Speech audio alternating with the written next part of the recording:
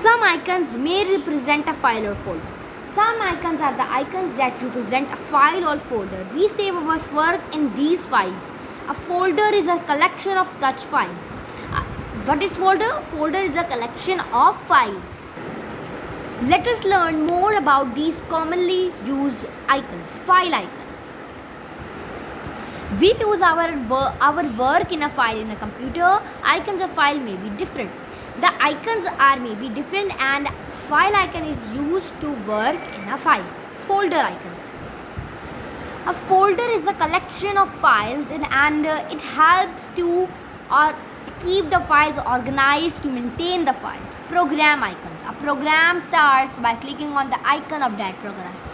A program starts by clicking the icon of the program. These are the folder icons, these are the program icons, and these are the file icons.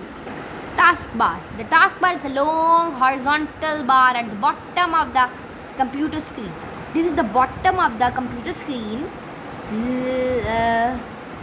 which is shown in figure 5.10. See that start button, search button frequently used in open programs, notification area, and peek button.